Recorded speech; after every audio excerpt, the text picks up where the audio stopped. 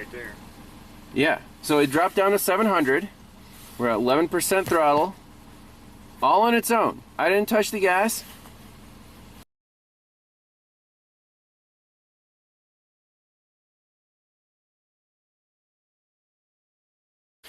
Hey everyone, welcome back to Pine Hollow out of Diagnostics.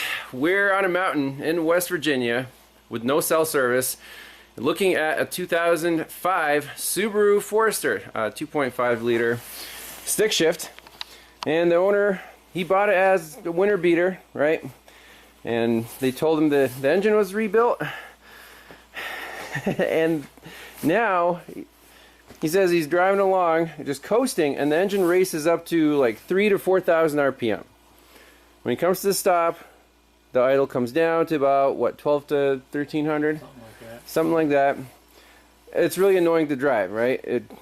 Does the engine brake when you're trying to, you know... No, it tries to go. It tries to go. Yeah. So whenever you're off the brake, it tries to, the engine races up. Yeah. Yeah, okay. So we're worried about air metering to the engine. So we have a mass airflow sensor, pipe, throttle body. It looks like a remanufactured unit. And I mean, otherwise it's all stock. The owner already tried a new ECM. That didn't change anything. Obviously a throttle body didn't change anything. And the codes that it's setting, nothing to do with idle speed. It's setting a cylinder 3 misfire, cylinder 4 misfire, and large leak for the Evap system. Not very helpful. So what I want to do on a cold start, just graph some data, see what the mass airflow is doing, see what the throttle body is doing, make sure your accelerator pedal is in the right spot.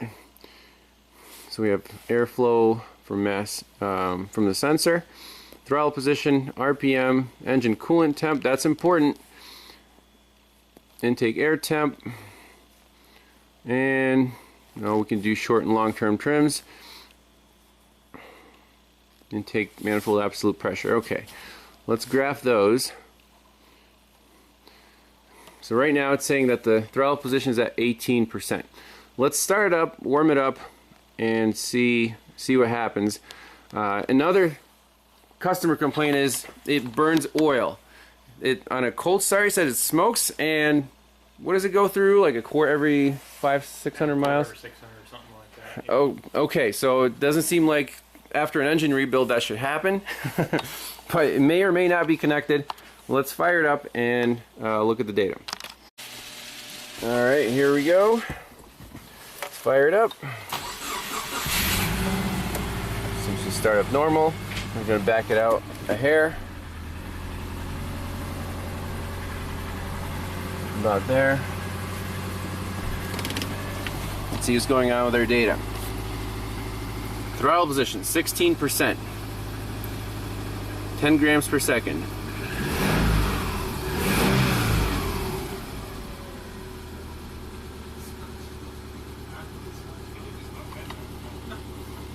So we'll just let it warm up a bit.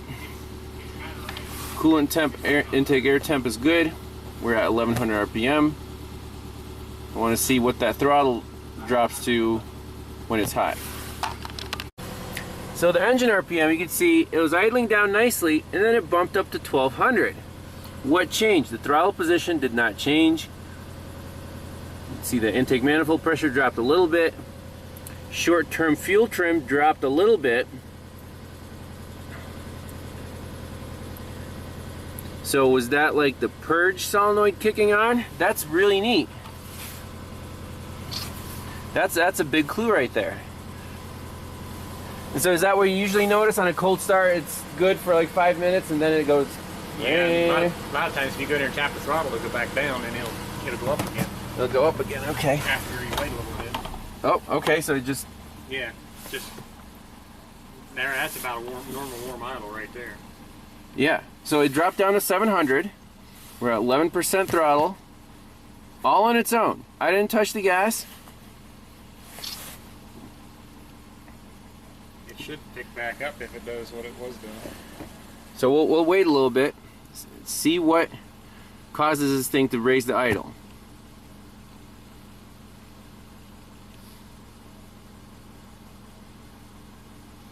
Fuel trims are perfect. We're at 650 RPM. Nice idle.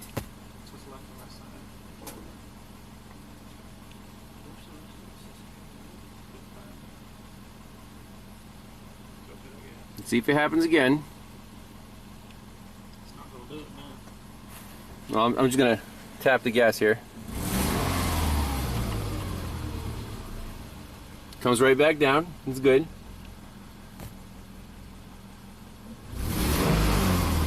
Sounds normal.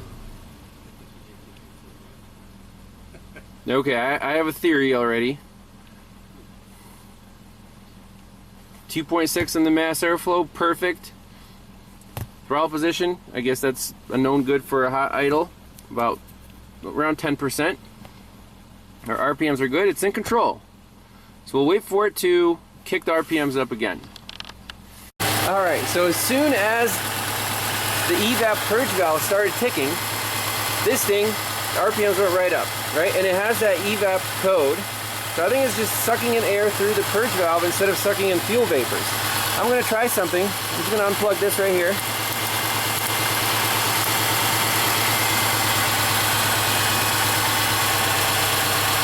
Is it going to bring the idle down?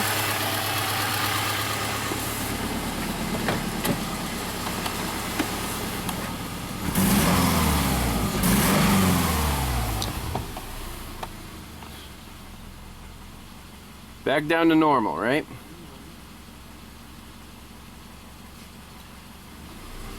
Okay, it just kicked up right there again to about 1,000. Let's look at the data while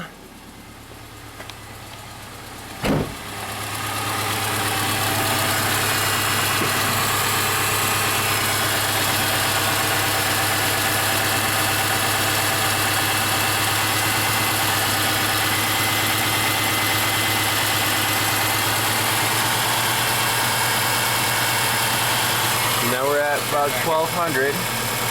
Okay. Look at the fuel trims, about 6%.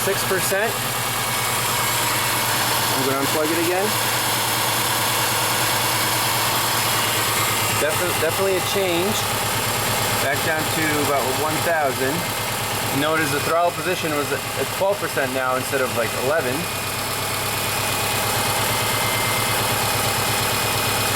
You see the short-term trim drop to 0. Plug it back in.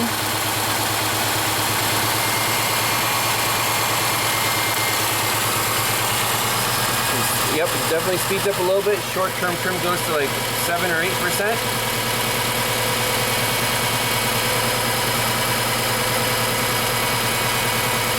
Okay, what I want to do is take off this line right here and just plug it off and see if that idle comes down.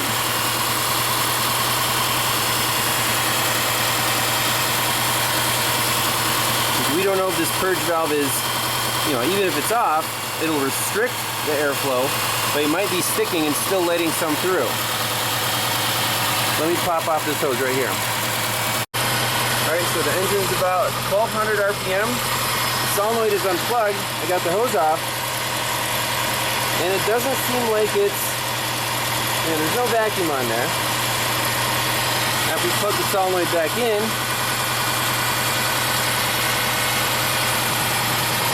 you can hear it's actually sucking in more air now. And the idle goes up to about 1,300.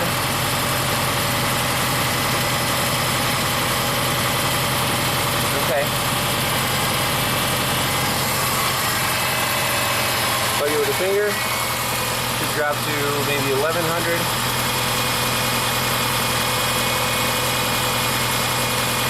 Definitely a change when it's commanding the purge cycle.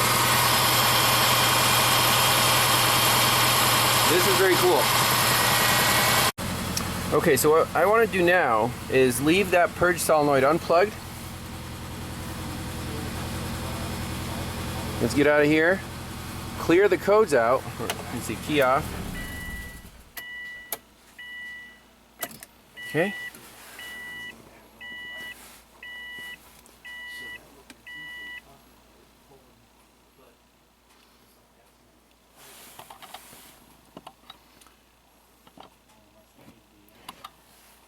DTCs have been cleared. Okay.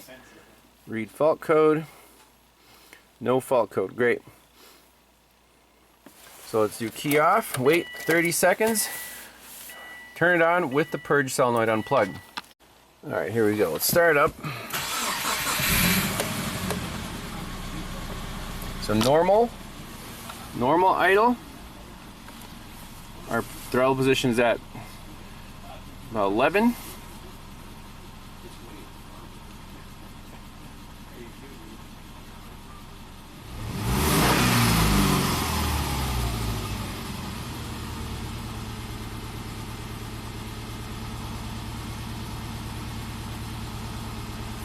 Notice the throttle position is not coming down less than 12, and we're at about 1,000 RPM. Okay, so at this point, I want to go into Subaru OEM data and look at the APP, the desired idle speed. Do we want to drop down to idle? Is that right there? It was great when it was at 11, but when you're at 12,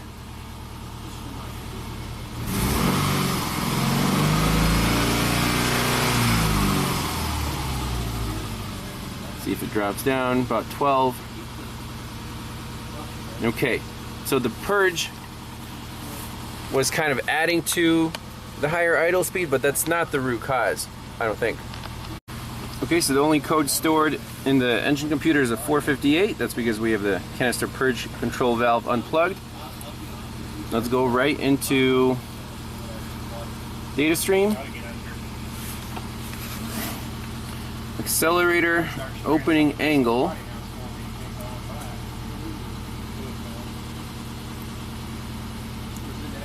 See engine speed. Intake air temp. Mass airflow. Main accelerator sensor. Main throttle sensor.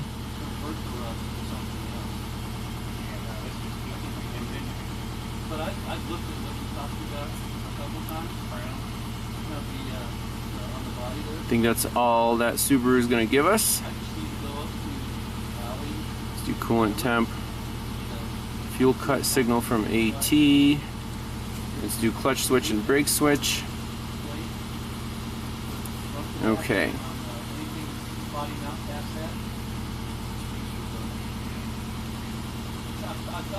So accelerator opening angle, it says 0.4%. Brake switch is off. If I push the brake switch is on.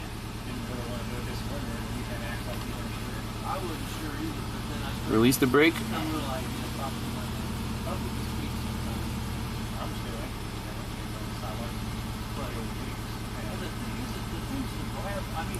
Yep. And our engine speed is still 1,000 RPM.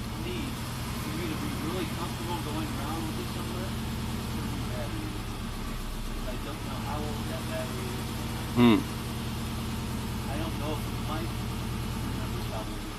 going to press the accelerator just a little bit.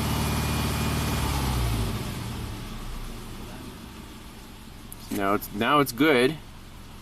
0.58. 2.5 in the mass airflow. That's good. We're down to 650 RPM. I'm going to push the brake pedal.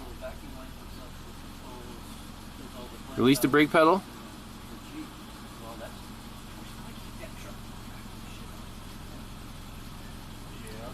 So now it's happy. Very cool.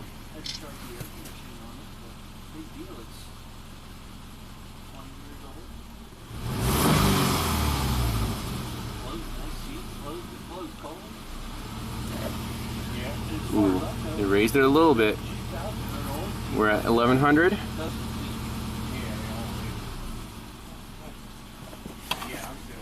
So look, 0.0% accelerator opening angle. It's happy. If I just tap the gas pedal, It's happy. If that sticks at 0.4, the RPMs are going to stay high. I'm going to gently release the accelerator. No, it's still good. Right there, 0.4. It's going to bump up the idle. It has to. Oh, back down to 0.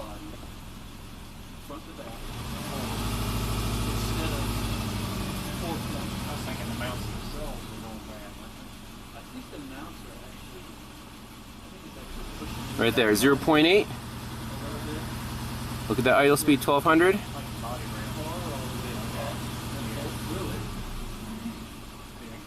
It has to do with the gas pedal. So when it's not at 0.0, it's going to bump up the idle just a hair.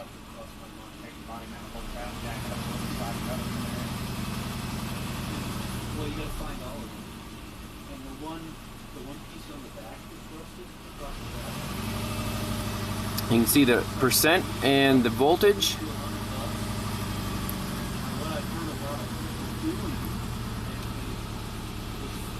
.18 and release. Right there. 1.2 is 0.4. It does not like this accelerator pedal. That's fantastic. Let me graph one more data pid. There should be a sub-accelerator sensor, sub-throttle sensor, sub-accelerator sensor. Okay. Graph it. 0.4. Sub-accelerator is 1.26. Main accelerator is 1.2. If I lift up on that gas pedal, see what happens. Right there. At 0%, 1.18, 1.24. Those are good values. Let's take a snapshot of that. Then let's try to get it stuck again. Nope, it's happy. If that's to get stuck at 1.2,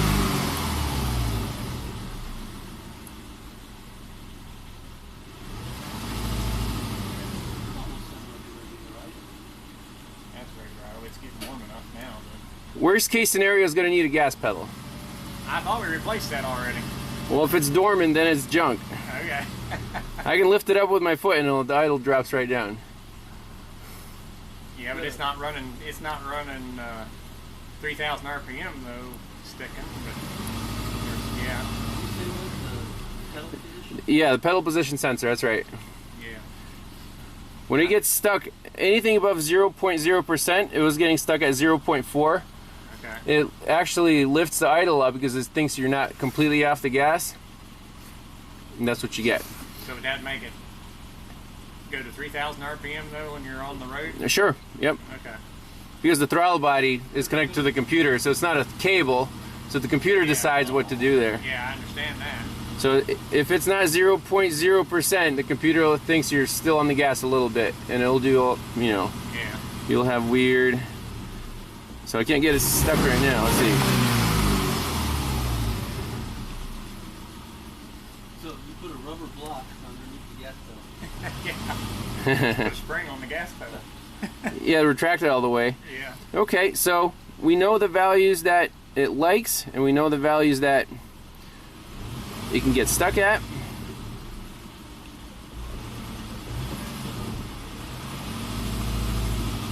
Gas pedal is lying to it. The Purge thing is screwing up. No, the Purge was just kind of adding to the effect. That's not the main issue. But I mean, it's super sensitive. 0.02 volts difference, and you'll have this symptom. Okay. Yep. So we just proved that. Let's go right for the gas pedal. Take the connector off. We can spray a little contact cleaner on there. Take it for a test drive. It might fix it. Worst case scenario, it'll need a new OEM accelerator pedal position sensor. That's the diagnosis. Okay, so this accelerator pedal position sensor looks pretty new, but it is a Denso, so it might be the original. Owner is not sure if the last shop changed it out or not. So I'm thinking, if it is original, these do go bad. We can just spray a little contact cleaner on there, and you can see that there is an adjustment. So potentially, you know, when the pedal is off, it goes up against the throttle stop, and we could tweak it just a hair to make sure it shows 0.0 when the pedal is released. So a couple of things we can do here to make this no parts required. Alright, so first plan of attack is to spray the connector with some of our favorite DEOXIT. So we can spray it right in there. Plug it back in. Just wiggle it. Now let's look at live data and mess with this and see if it sticks whatsoever. If it does, we can unscrew these two hold down bolts and tweak it ever so slightly so it reads 0.0 when the gas pedal is all the way up. Alright, here we go. So main accelerator is 1.08, sub accelerator is 1.22. So I'm just going to touch it and we'll look at the percent.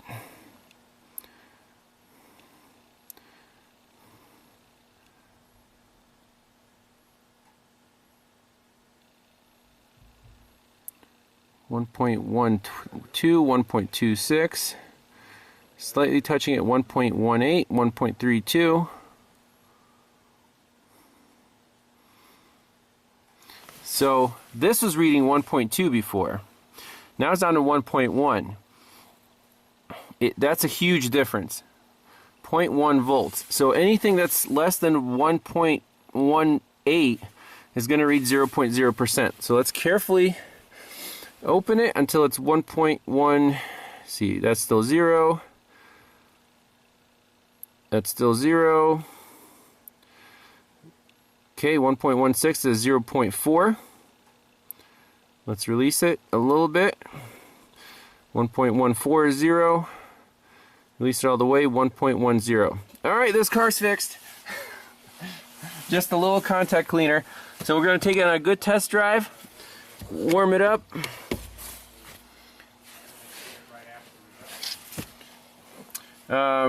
You know, clear the codes out. That's it, no parts required.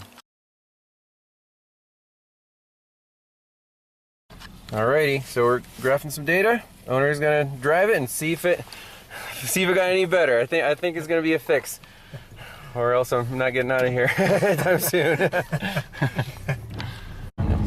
So it's driving perfect. We're at 1.12 on the accelerator sensor. Before we were at 1.2. So pretty big difference. Just a spray of expensive contact cleaner. It works. So I think this will transform the driving experience for the owner. He's excited, yeah. Especially in this weather, going down a 15% grade here. Yeah, these are really awesome snow cars, and when everything works right, they're really fun to drive. So I think we'll leave it at that. Thanks a lot for watching, and we'll see you in the next one. Bye.